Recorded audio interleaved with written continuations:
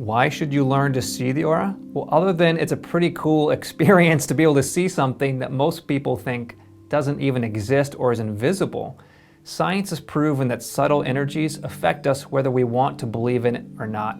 Energy is everywhere. Good energy, bad energy. And if you can tune into energy and see it like the aura, then you can affect how this energy impacts you in your life. So here we go. Here's how to see the aura, and here's how to see it on someone else. What you want to do is ask them to stand about 10 feet away, and they should stand on something like what I have, which is a plain white or a plain black background. And basically what you want is you just want something without any patterns, because that's going to make it harder to see the actual aura. Next, look at the person's nose right about here, and you want to look with a relaxed gaze. That means you don't want to stare. Don't look at the nose, because the nose isn't the aura. What you want to do is you want to stare at the nose, and then with the relaxed gaze, use your peripheral vision. The peripheral vision basically means looking out of the corner of your eyes.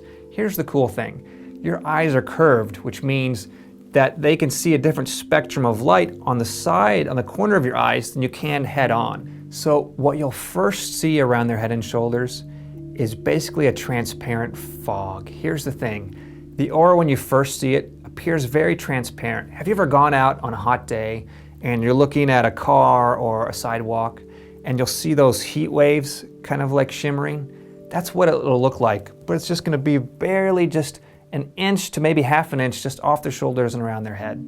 Once you catch it, you just want to keep your gaze relaxed. Don't get excited and stare right at it, because then it's probably going to disappear, okay? So once you catch it, just quietly observe it, just watch it, and just notice it. It's like you're just studying it. And as you begin to study it, that's when the aura is going to start to grow brighter and to come more into focus.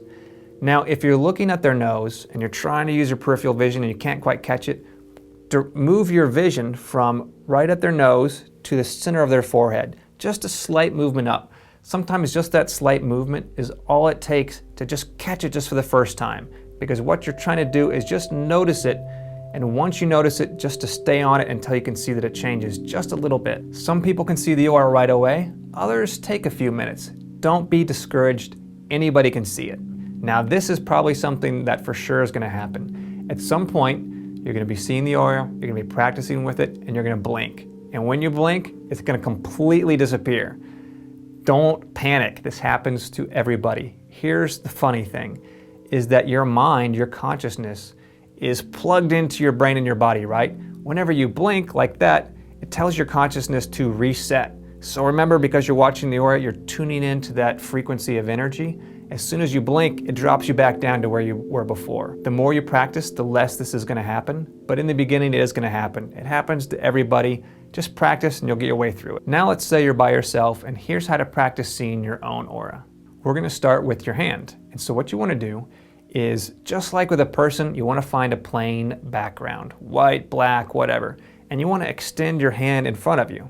Now you want to soften your gaze, and actually you want to stare right at the center of your palm, kind of like you're looking at the person's nose. So you're looking at it, but in a relaxed way. And you want to look around the edges of your hand and your fingers. And ever so slowly, you want to start squishing your fingers together and then spreading them apart. And just see if you can notice an outline around your fingers. Just squish them together and then spread them apart. And if you squish your fingers together, then just start moving your hand like you're waving at yourself, just kind of slowly side to side. And it's the same thing, just like with a person, is you're just trying to notice that faint outline first.